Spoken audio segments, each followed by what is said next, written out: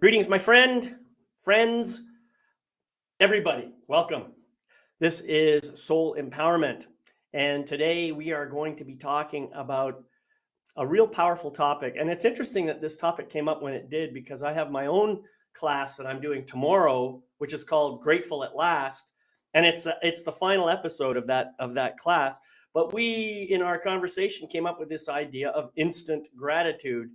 And I think I saw this image in my mind of just, add water and stir, which used to be a pretty common phrase back when I was a kid. I remember instant this, instant that. It was always a case of add water and stir. Well, we thought about this. We had a pretty interesting conversation. And it turns out, people are used to the idea of instant gratification. And in fact, our culture nowadays seems to be encouraging us, to be expecting things to happen for us like instantly. I mean, even if you think about Amazon, for example, you got Amazon Prime. You can get first or 1 day delivery. It used to be 2 day delivery. Now it's 1 day delivery. And in some cases, you can get it in the same day. And I'm sure that, artificial intelligence being what it is, there will come a time when Amazon will deliver you what you need before you even know you need it. Talk about instant gratification.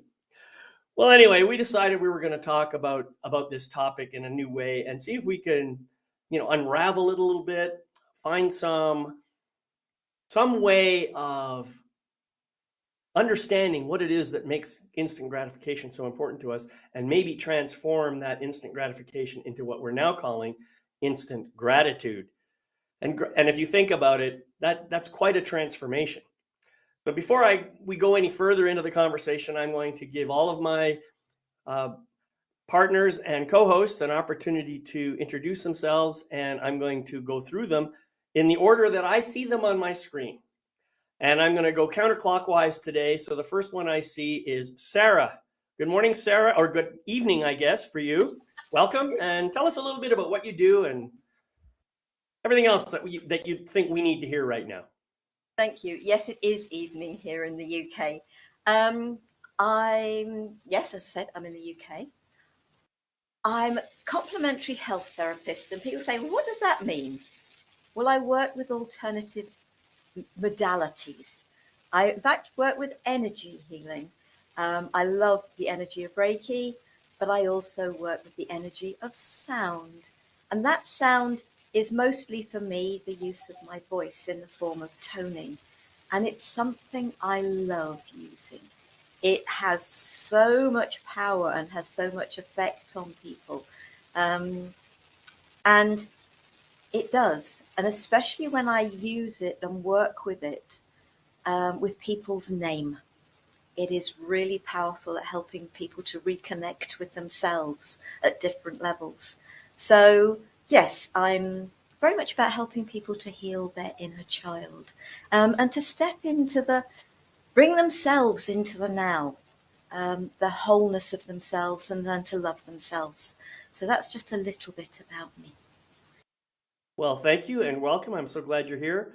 And next up in my circular rotation here is Scott.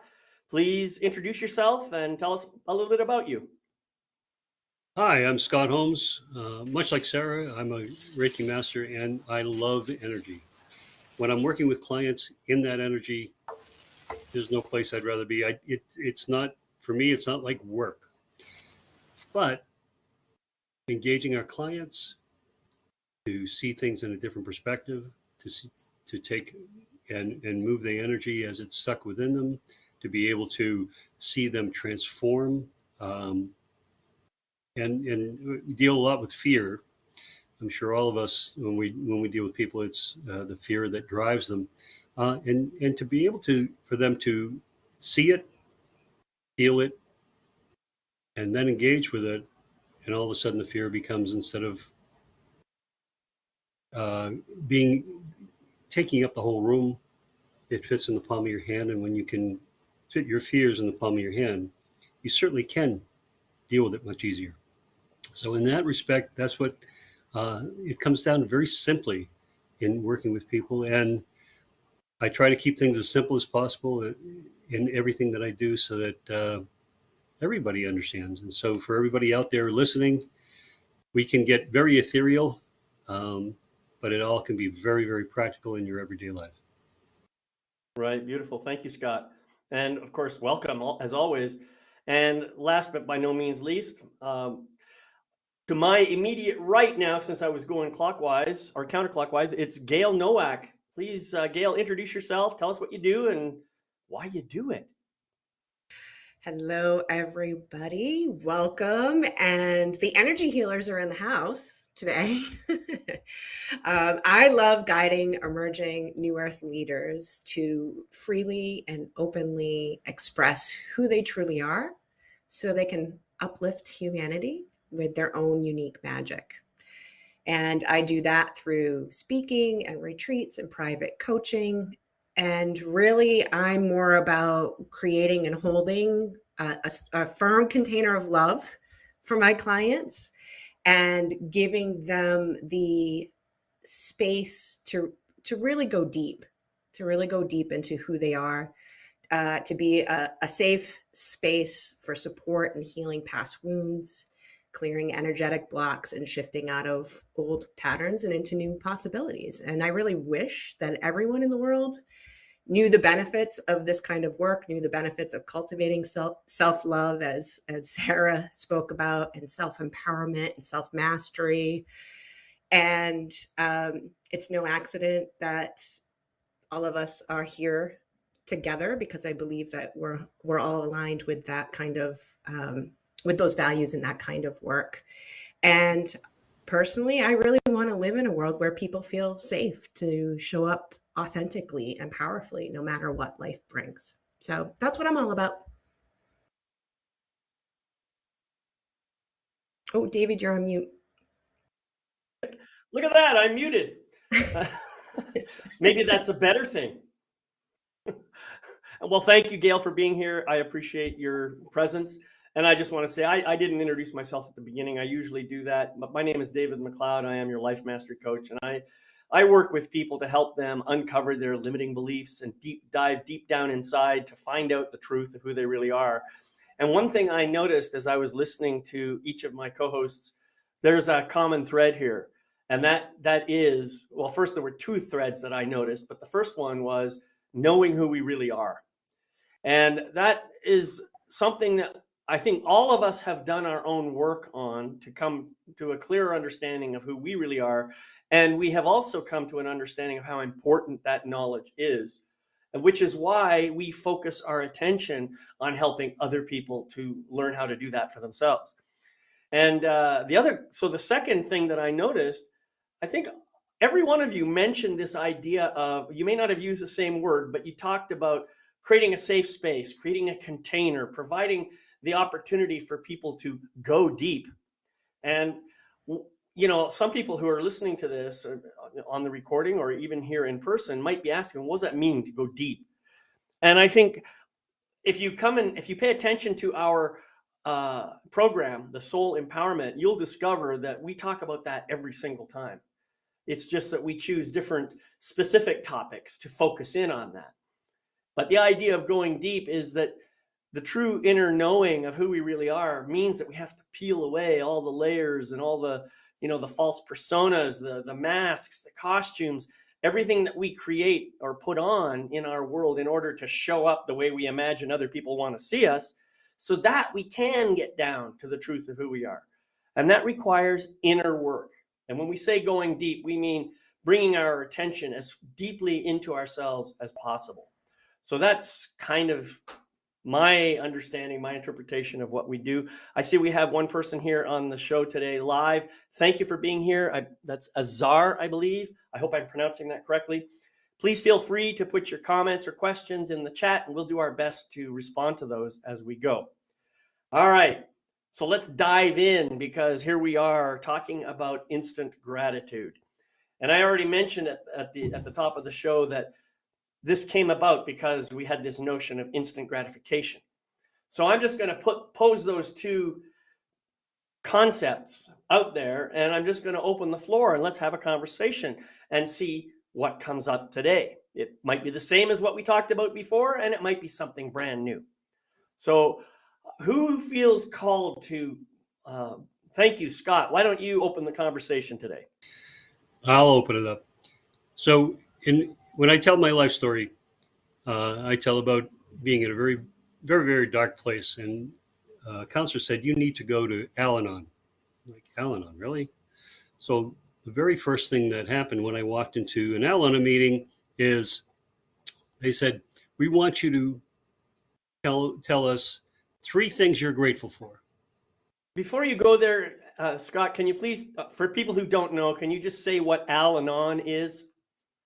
If for those of you who've heard of AA, which is Alcoholics Anonymous, Al-Anon is for those people who have been affected by alcohol, but are not necessarily alcohol dependent.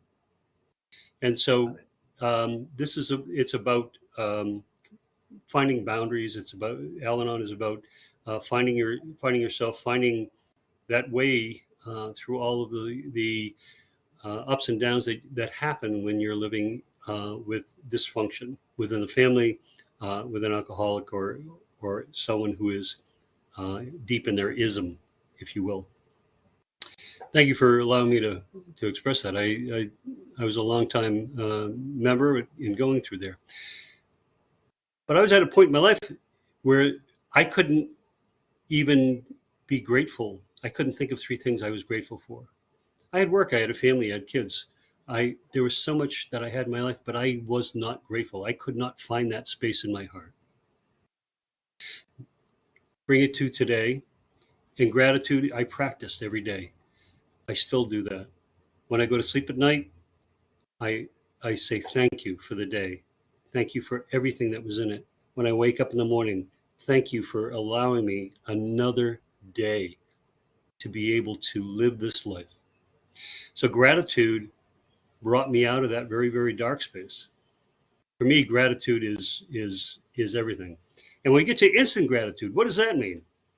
Well, when we were talking, it's like Kool-Aid or Tang. You had it in a pouch and you zipped it and you put water in it, you mix it up, and you had a great drink, right?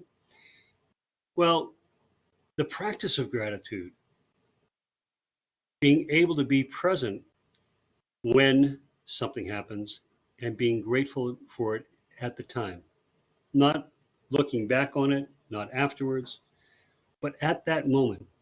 For me, instant gratitude is being able to be present within your own life and being thankful for what is presented to you. And that for me, and gratitude is probably, besides unconditional love, gratitude is probably one of the biggest tools, for me in my journey, to be able to understand where I was. Now, if somebody asks me, what are you grateful for? I could go on for an hour. There is so much in my life that I am grateful for. Right. Yeah. Thank you. Now, before I respond, I'm going to ask Gail to respond to what Scott said, or if you have some ideas of your own. What do you want to say about this? Yeah, thank you, Scott, for sharing all of that. And I've had an interesting relationship with instant gratification and gratitude. I would say growing up, patience was definitely not one of my strengths. I am a recovering overachiever and had many instances in my youth and in my young adult and into middle age life of, hey, I'm making a decision, I'm going for it and getting the thing. So that was working for that approach to life was really working for me for a while until it stopped working for me. And then it really put me in this place. Funny how the universe works, right? And how our soul lets us know we're ready for growth. It really put me in this place of like, well, I did all the things and got all the things that I said that I wanted. Why am I not happy? And it really was a catalyst for starting that process of getting to know myself better and getting to really dig into, are those even the things that I as a soul even wanted? And some of them, yes. And some of them, maybe not so much. Maybe I was hooked into, a certain narrative, right? A cultural narrative or a family narrative. And when I had first heard about gratitude, I'm going to be completely honest, I was like, oh, that's so stupid. I was like, that is not going to work, you know, and um, some of my co-hosts here know a little bit of my background. For those who are tuning in, I came from a, a dysfunctional and abusive family, so there was a lot of armor that I had, and there was a lot of healing that I needed to do, and a lot of skepticism. You know, I was really not very trusting of a lot of different things, and then oddly trusting and naive about other things. But something about this gratitude thing like really ticked me off, and I was like, no, I'm not doing that. I'm not doing that. That's fake. That's phony. That won't work. So like really full on in my ego about it. And to be honest with you, I'm not sure how I managed to put that aside long enough to start trying it. I think maybe that like that's also a part of my personality is that I'm curious and I will at least try things. Um, and generally that curiosity works out in my favor. So I started a gratitude practice. And this was during a time where things were not feeling very good in my life. And it really helped me at that time step more out of my past and kind of future tripping and get me in the present. And then I started to play with it a little bit more and even started to be grateful for the things that I considered unwanted.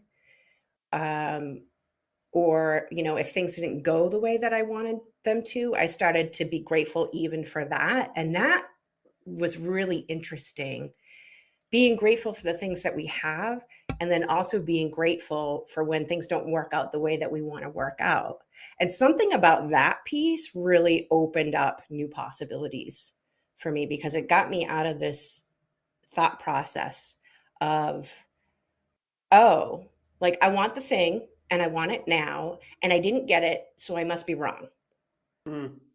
Mm. And it really introduced me to that concept of like sometimes, you know, you think you want what you want and there's something better. I've had that happen. Or you're being protected and you don't know why. Sometimes you never know why. Sometimes you dodge a bullet, as we talked about when we were planning. And so I started to see more of that happening. And even to this day, like I continue a regular gratitude practice. And it has really helped me with my impatience. And it has really helped me get through some pretty intense and trying times. So that's how I understand kind of both ends of that spectrum of gratification and gratitude. Well, beautiful. Thank you for sharing. And Sarah, I'd like to hear your perspective on these two dichotomous topics. Well, to go back to sort of to what Gail said about the impatience, because the insecurities of my early years and not expecting anything to last, certainly not sort of relationships, friendships, sort of caring and not feeling loved, wanted, and all those sort of type of things. And so I was one of those people who wanted everything yesterday. I wasn't even impatient enough to say I want it now. It was like I wanted it yesterday. And that's how it was because I never expected things to last. And I think that was because of the way things happened in my life. And it was sort of after the broken jaw, the wake up call, and then the end of the marriage, and being given that opportunity to move and to be able to start afresh. I know I was accused of running away, but I really, and that was even before I started any of what I do now. But I thought, I'm not running away from anything. What I'm actually doing is stepping forward into my future. And I remember feeling really blessed. So if you want to use the word gratitude instead of, but I remember feeling really blessed. And that is all about feeling gratitude. It's just that that was the terminology I was using. And so I was then sort of, what could I give back? And so I felt, yes, I am very grateful that in spite of the fact I hadn't started this side of my life, if you like, there were understandings that came to me. And everything moved on. When I asked the universe, what can I do to support me? And then Reiki was brought to me. And I really do feel blessed that there was so much. And people kept talking about the gratitudes, etc. But I suppose without realizing it, I was already in that place. Because I did feel so lucky that things had gone the way they had. When I had taken the courage to take the step that took me out of a relationship I shouldn't be in, suddenly, now people could say, but actually your life was falling apart because I'd ended my marriage, then we all got told we were being made redundant because the company had been taken over. And it was just like, but actually that was all part and parcel of the gift the universe gave to help me move forward. And I think it is being in that place of gratitude. I don't think I really necessarily registered that at that time. But if you can bring yourself, yes, like you, I have what I do every day, morning and evening. I ask for the support, but I am grateful. There's that lovely sort of, it's like a little sort of cartoon thing, and it's somebody walking around heaven, and they've got this massive room, banks and banks of telephones with people answering them, and it's people asking God for support, the angels for support, whatever. I'm moving around too much, I'm going dark. And then they come to another little room, one single room with one phone in it and nobody manning it. And it's, well, what's this room? It's the room for people saying thank you. I'm sorry, I didn't hear that. It's the room for people saying thank you. Yeah. And one thing that is like, if you ask for support, say thank you as if you have already received it, because you have. And I think it's about the instant gratitude, the gratitude before you even receive. And then trusting you are going to receive what is right for you, not necessarily what you think is right for you. Yeah, beautiful. And there's a lot of great wisdom here being just showing up as we speak. And I think when Scott was talking about not being able to list anything that he was grateful for back in the day, I was trying to imagine myself trying to think back, when was the first time I had a visceral experience of really being grateful? And the thought or the idea, the story, the incident, the event that comes to my mind. Now, I've shared with you before about the car accident that I had in 2013. Well, maybe I haven't shared this with you, but I had a previous car accident in 1979.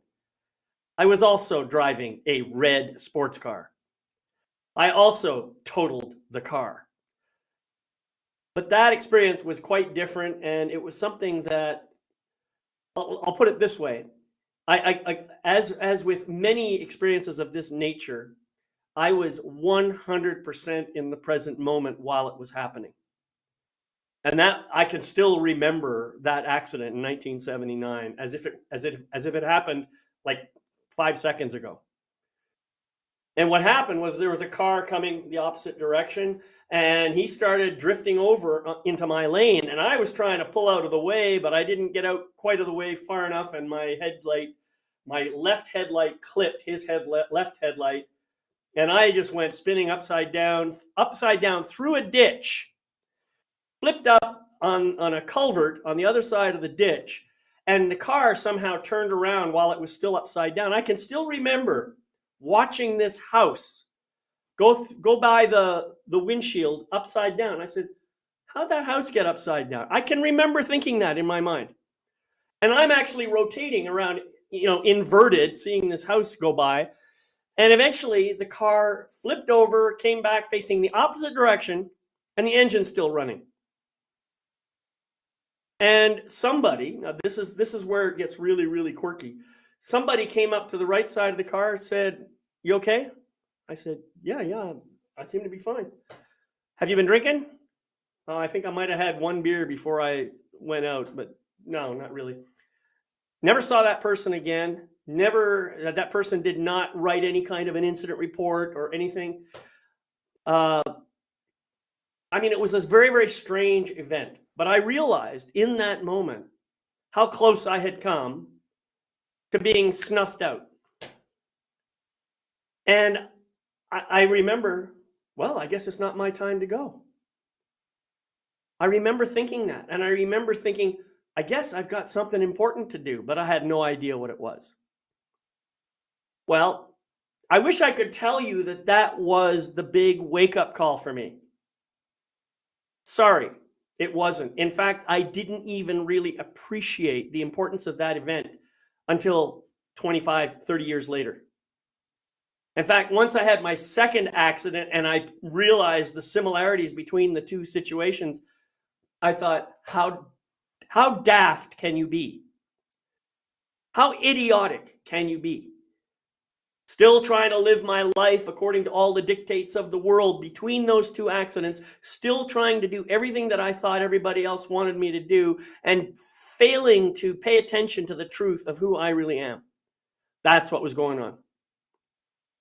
So I was seeking instant gratification in between those two events when I had two beautiful, amazing events of powerful, as Sarah would say, blessing and bliss and gratitude.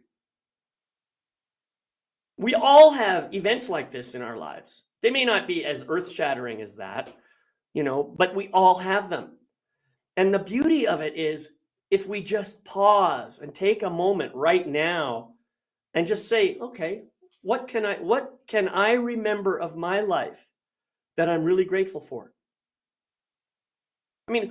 How many people would wish for a car accident? Not many. I can't imagine that would be on anybody's instant gratification list.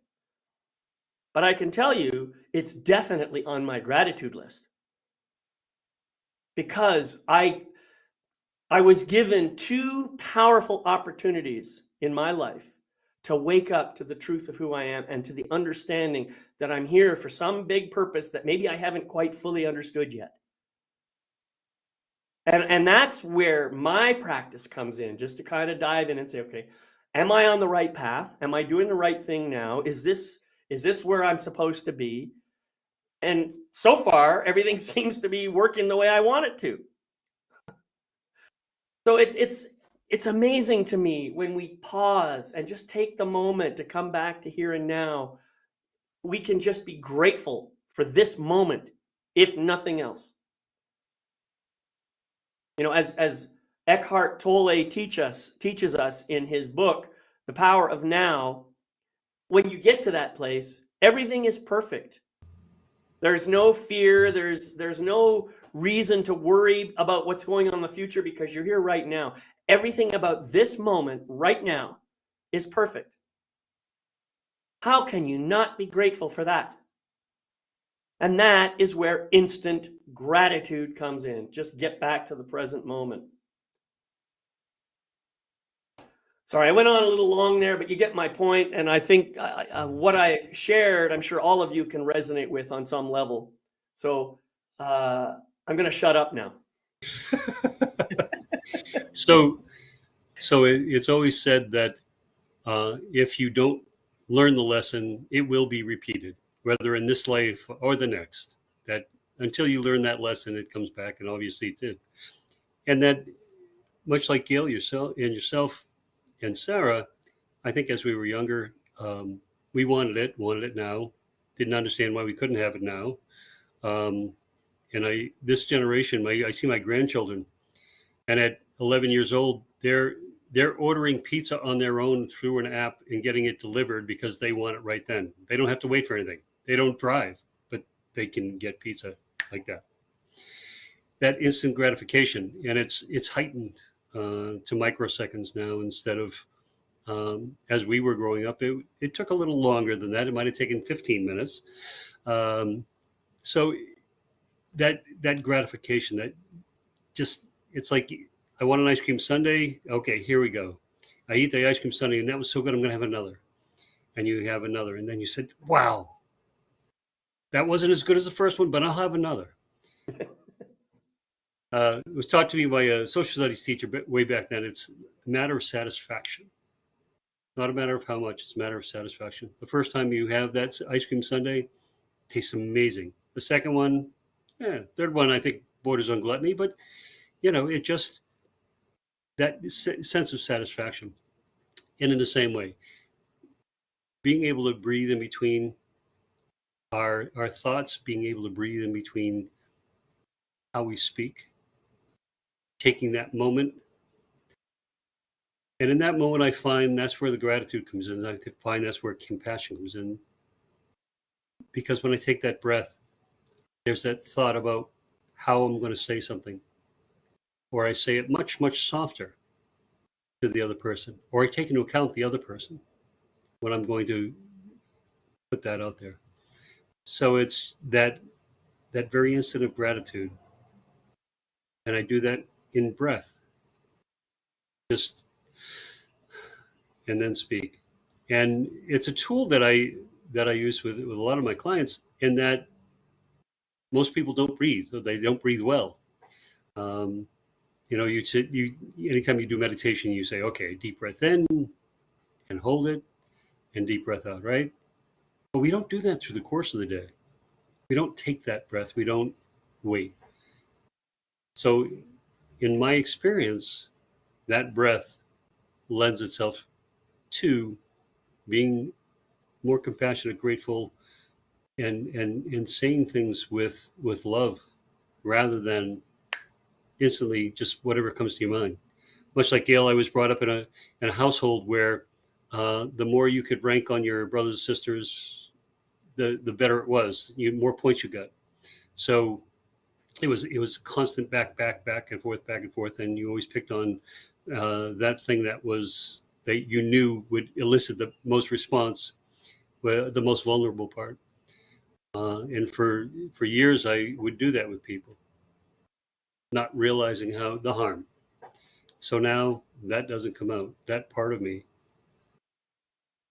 put down, cleaned, and now I only do that to lift people up rather than tear them down. Beautiful. So Gail, I noticed you were writing there. Did you want to share something? I know. I always have to put my thoughts down because I'll lose them all. Yeah. So I'm hearing a few things here. Because I know we talked about transformation, transforming from the gratification to the gratitude.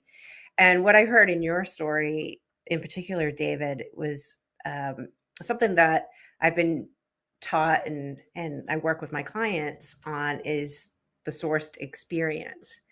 And so this car accident, right, is a perfect example. Both car accidents, perfect example of the sourced experience.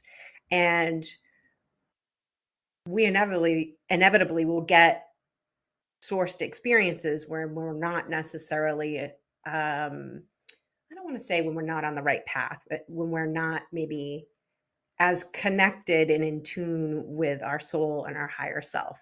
And we can also create sourced experiences for ourselves, and if you're working in the fields that we're working in for our clients. And something about actually knowing that this is kind of the way the universe works, we can maybe not have multiple ones of that experience, and really, like we're all saying, sit down and be present and reflect on, geez, I wonder why that accident happen. I wonder what that was all about with that person who showed up and then vanished. Like, what is it that you want me to know about this experience? And so I love that you shared kind of like, I didn't get the message the first the first time around. And then it landed the second time around. And also just knowing that when you're starting to notice repeating patterns, like that's really that is something to be grateful for, because Right. it's the universe, it's your higher self, your soul, the universe, whatever, God, whatever you want to call it, communicating with you like, hey, pay attention to this. Right. And learning how to do that for yourself. We all have different ways of tuning in to that. But starting to learn how to do that for yourself is also very empowering. It helps you walk through life with less insecurity, with less fear, with more confidence, with more conviction, with the capacity to receive whatever is coming to you in life. So I wanted to speak a little bit to that sourced experience and how Can that's I just normal. respond a little bit to that? Yeah. I wanted to finish this story because it's tied to it. So I'm not going to go into details of my second accident, but I will say this: when my car came to rest in the second accident, I had a man come to the right side of the car, poke his head in, and say, "Hey, are you okay?" And I said, "Yep." Didn't ask me if I'd been drinking this time. Just, okay, cool, gone. Now, see, this is part of what I'm getting at. I didn't make the connection until even after that second accident. Like probably a couple of years, I started reflecting on both of these. And I believe the entity that came to visit me was the same entity in both cases. And I honestly don't believe it was human. I think it was some kind of an angel or something. Just maybe my guardian angel just checking in, making sure I'm okay. But not even really identifying himself. It felt like a man to me, but who knows? It may have been anything. But not identifying himself, not doing anything more than just saying, "Hey, are you okay?" That's it. So I wanted to bring that out because sometimes the people who show up in your life may not be what you think they are. They're here, they show up for a reason. Everybody that comes into your life has a purpose to help you wake up more to the truth of who you are. But if something like that happens, and I mean, all it took was 2 incidences. I don't want a third try. I don't want to figure this out again. Twice is enough. I got it. But thank you for mentioning that, Gail. I just wanted to complete that loop. Yeah, I'm glad you did. I love that. I love when things like that happen. It's like the magic and the mystery of life. Yeah. So, yeah. And then just the other thing that I wanted to share, just because I thought it was kind of funny. I know that this particular episode was kind of sparked by something that was happening with my 11-year-old at the time, who is now 12, and had a lot to do with instant gratification. And so, Scott, you were talking about breathing, and it made me think of her again, because she's always telling me to stop breathing, to stop breathing so heavy, Mom. Because that breath really does, that deep breathing brings you back into the moment. Apparently, it's also annoying to my child, Right. and that's okay. I'm going to let it happen, because I, I totally hear you and get what you're saying, Scott, about how we connecting to our breath gets us out of our head, gets us into our body, gets us more aware of the environment that we're in. So I'm so glad that you shared that. Sarah, I'd like to hear your perspective on this. Unmuted, good. I'm going to actually sort of, the teaching of patience to me, because I obviously become very aware that I was ultra impatient to do with myself. And it was that introduction to the lady who became my Reiki master, because she was very, very specific about the teaching of Reiki. You could do your level 1, but it was a minimum 6 months before you could do your level 2. A minimum a year before you could go on after that and do your masters. And the teaching was all done totally separately, again with those spaces, a year minimum. And so it was teaching of patience. It wasn't I couldn't have it all. Actually, I didn't go to learn my Reiki 1 to do my 2 masters teach. I did my Reiki 1 because it was about me. And that really did support me in so many ways, because I'd learnt it for me, so I used it for me. It was about me. Yes, because of things that she did to help raise funds for a children's charity called Julia's House. I got involved in that. And so I was working with the energy with other people. I also learned metamorphic technique, and there were things that very much supported me as well in that. But it did become about patience. And I really am so grateful for being taught the patience, for being taught to be detached from other people's outcomes. And to a certain degree, we have to be detached from our own outcomes. We try and control things in our own lives.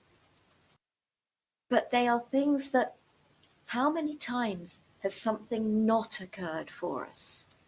And we have been so grateful afterwards because it hasn't, because something better has turned up. And I think it's really important to think, do I really want this right now? What if I wait 24 hours or even 12 hours? Will I still want this as much? And I'm very deliberately using the word want. Because I was very much brought up with, I wants don't get. But I was also brought up with, if you don't ask, you don't get. Mm-hmm. And it took me so many years to understand the difference. And I mean so many years to understand the difference. What are you choosing? What would you like? And the instant gratification side of things is almost the wanting, that desperation behind it. Whereas if we can be in that place of, am I really choosing this? Does this really feel right for me? Is there something better? Should I be eating that bar of chocolate? How good is it for me? Should I be drinking that last glass of wine? Is it really good for me? There are all sorts of things. Should I really be smoking that cigarette? Because I accept the fact, I admit I've got a chocolate addiction. It's dreadful. I admit it. And it's having to have that, it is having to have that strength to not buy it. Because if I've bought it, I've eaten it. But it's that patience. It's that giving it time. It's giving that space, that giving it that breath. And are we choosing it, or are we in a place of desperation and control? And it's thinking about what is going on inside of us. What is causing that? And being open to the fact that maybe allowing a delay, giving ourselves the chance to put a little bit of control and patience into the things in our lives. I don't know about you, all of you, I'm sure you've had those spells where you've been ultra busy, everything seems to be coming at you from all directions. And then you have real downtimes when nothing seems to be happening. And it is about having the patience in those times. But I believe the universe gives us a break. gives us the chance to, maybe there is something for us to do that we just haven't had the time to do. And it's being grateful for the busy times, and it is being so grateful for the times where we're given that relax, that chill, you actually haven't got to work quite so hard at the moment. There is a reason for this. Right. Recharge your batteries. It's coming. Well, we could do a whole conversation on the subject of desires, wants, needs, preferences, addictions, all of those things, which are very, very closely tied to the subject of instant gratification. And yeah, I think that's a very, very interesting perspective. And I liked what you said about those who wants don't gets, or I'm not sure if I said that quite correctly, but I believe that's what you said. And yet at the same time, if you don't ask for it, you don't get it either. I think there's lots of things that I've gotten that I didn't ask for and I didn't particularly want, at least not consciously. But this is an interesting thing too to look at. You know how the law of attraction, there's a lot of talk about the law of attraction and how we can, just simply focus our attention on something and that will attract it into our lives. Well, that's just not true. The truth is, what we're truly focusing our attention on is what we're going to end up attracting, not what we think we're focusing our attention on. And that's the whole point about the law of attraction. So if I let's say I focus on, well, I actually was doing this for a while. I was really desiring to have a new airplane, my own personal private airplane. And I have the image of the airplane in my mind. I have myself sitting in the seats and I'm doing all this stuff. But the airplane hasn't shown up. It's been 2 years. And so I'm thinking, okay, well, what am I really believing underneath that? Well, the truth is, I don't really need an airplane. I don't need an airplane. That's just an extravagance that I want for some reason. Why? I like flying. Okay, big deal. The point I'm trying to make is when the true belief underneath is revealed, then that's the one that the universe is focusing on. It's not focusing on this chitter chatter in your mind. So we got to be really, really careful.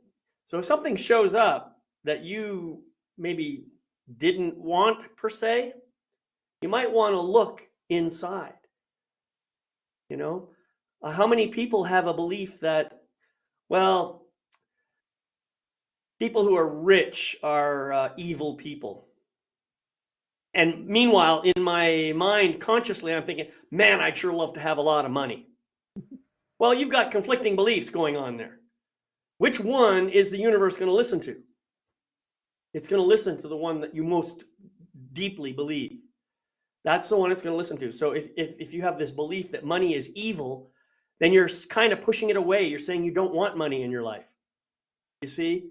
So you've got to think carefully about, what am I really thinking? And by the way, those beliefs, those deeper ones, are closely related to who you really are. So in other words, you attract what you are. You don't necessarily attract what you think. So learn a little bit about the law of attraction and start to make it work for you. If you don't like the kind of belief systems that you're holding deep and close to your heart and soul, those are the ones that you need to change. And then you can start looking more deeply and say, well, why do I believe that in the first place? Why do I believe that money is evil? Well, because that's what we're told. Money is the root of all evil, they say. Well, that's not really what the truth is. The truth is that the love of money or the worship of money is the root of all evil. That's what they really mean. Money itself is it's like a hammer. It has a job to do. It has no intrinsic, quality other than it is capable of exchanging one form of energy for another. So we just need to wake up to the truth of who we really are and start emanating that truth everywhere we go. And I tell you, this is something else. Much as I say I would love to have an airplane or I'd love to have money, the fact of the matter is I have never gone without. In my entire life, no matter how bad things were in my life at the moment, I have never gone without food. I've never gone without shelter. I've always had the right kind of clothes to take care of myself. What more does anybody need? So, sorry, I've gone on another rant here. I just realized. So, my turn to shut up again.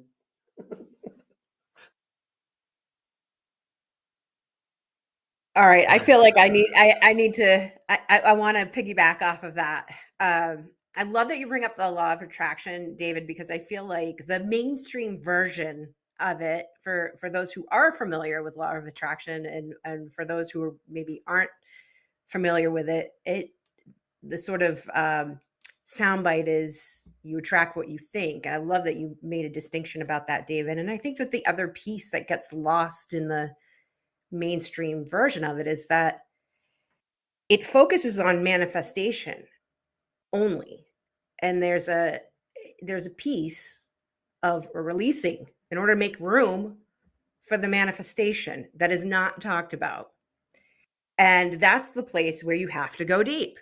You have to let go of your perception of control. You have to let go of the how. You have to make the unconscious conscious, as I think that was Jung who said that, right? And so there's a level of shadow work, David. I know this is right up your alley, that needs to happen because there are those unconscious and subconscious patterns that drive us. And it's all about figuring out, okay, I may say that I want that jet, and exactly what you said, what do I actually believe about that kind of opulence or luxury? By the way, I have a very similar thing. I would love to have a private jet, only because I don't like to fly publicly. There you go. Right. I think that's a good reason. I haven't received it, although I do live near an airport, so maybe I'm getting closer. That has private jets flying in and out. Anyway, all that to say is there are pieces here of really understanding what drives us on an unconscious and subconscious level. And that's not always easy for us to figure out, right? Because then our ego gets in the way, or we think that there's nothing wrong.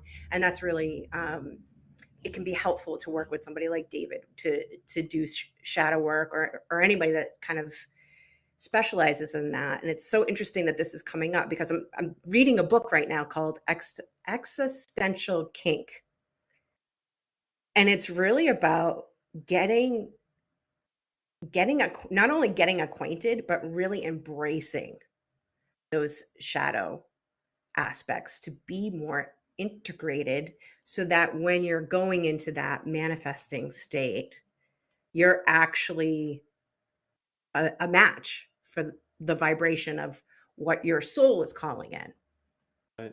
Maybe not what Can your you do ego me is a calling in, favor but what and your soul is calling in. put the Yeah. link to that book in the chat there, so Yeah. people are I just interested in started reading it, so I can't totally vouch for it, but so far so good. that. Yeah, that sounds really interesting. Scott, I notice you're kind of getting animated there. I just wondered if you had something you wanted to say. You know what I love about this panel is that we come at something from 4 different angles, and we say things using slightly different vocabulary, different verbiage, different nouns, pronouns, and verbs, and we all get to the same place relatively. Much like all the world's religions, no matter where you take them, they end up in the same place. And the more I find, David, especially when you were talking about, what your soul requires, when you realize what that is, need versus want. My needs are very simple. After my wife passed, I had this house that was full of stuff. She loved to collect. It was full of stuff, and in order for me to function, I needed a bedroom, a bathroom, and a kitchen, and I was fine. And I realized I didn't need a full house. I also didn't need the full freezer downstairs of, food that would last for another 10 years if we never bought any more food. That overabundance, that over just because it was the habit. It was, when you have kids and you have all of the needs and you don't adjust and you keep doing it, you have to kind of really reevaluate that. And I find that that's the same way with, it usually takes a traumatic event for especially guys, David. We've talked about this, in order to reevaluate your life, reevaluate what your needs are, what your real wants are, and what really feeds your soul. And so a lot of guys of a certain age will go to instant gratification. They buy the little red sports car, right? They go out drinking every night. They do all of these things, and in the end, they're miserable. It's that stepping back. It's that coming back into yourself. It's that finding yourself again and who you are. I often say I'm living my best 18-year-old life because now I can do it with money and I can actually do those things that I wanted to do when I was 18. Life got in the way.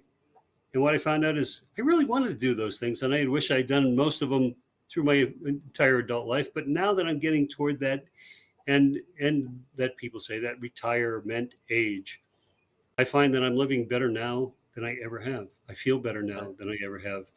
The physicality that I have, I put 30-year-olds to shame because of my energy, and I don't think of myself as strong or anything else, but they don't have the ability to do that. They don't have the desire to do that. So it's that life and curiosity. Gail, you brought this up. Curiosity is I think the most impactful part of this. When you're curious about things, when you want to know about things, for me, that's kind of that instant gratification where, you're trying to figure something out. And so you Google it. For me, Google is kind of instant gratification. I want to get an answer right now, but it's that curiosity thing. And that curiosity lends itself to healing. That curiosity lends itself to improve relations because you ask the question, you don't assume it. You want to look around the corner, you want to find out. And when you have all of that, you become much more grateful. The journeying that I've done, the traveling that I've done to India and Far East and Europe, I really come back with that sense of gratitude that I was here, born here in the US. That my quality of life is so much better than 75%, 80% of the world, that just simply because I was born here, I have that ability. And I am so grateful for all of those things. And just need versus want. I'd really like a really nice car. However, the car I have, the radio works, it starts every time I get in it, and I'm good. I really don't need more than that. It's a mode of transportation. So it's a matter of perception. It's a matter of how you view things and how you view your life. And when you view your life from that perspective, there is that gratitude that comes into it because you are so thankful that everything when you get up in the morning, is there for you. As you said, David, you have a place to live, you have shelter, you have food, you have all that. I have never wanted for any of that because I've worked my butt off and made sure that I did it for my family, and now I do for those people around me. And it's that for me is where the gratification and gratitude kind of join, because I'm thankful for them and can give to them. Thank you for that, Scott. That's beautiful. And I know, Sarah, you have to leave here shortly, so I want to make sure you have a chance to say something before you depart. Yes, before I vanish for my own program coming up shortly, I just want to sort of add, be grateful for all that you have. If there is something more that you would like, Have you got room for it in your life? Maybe there are things it is better for you to let go to make the room. When you make a space, the universe will fill it. So think about what you have. Do you require it all? Be prepared to let some of it go, to make way for those other things. And some of those things could be things you didn't even realize you would like. But the universe will fill those gaps, and then be grateful for it. So it is really important to make space for the new things that are waiting to come into our lives, and then be Beautiful. grateful for them. So thank you all. It's been a real pleasure as always, and I'll see you soon. See you later, Sarah. Thank you for being here. Take care. And I just wanted to say, everybody, it's been an hour. We've talked about a lot of stuff here. We've touched on instant gratification. We've shown the value of gratitude, or maybe not shown it completely, but given you our perspective on that. And the invitation is to notice when you're caught in that space of instant gratification and ask yourself, is this really something I need? Is this really something I truly want in my life? And while you're in that space of asking that question, ask yourself, well, then what do I have right now that I'm really grateful for?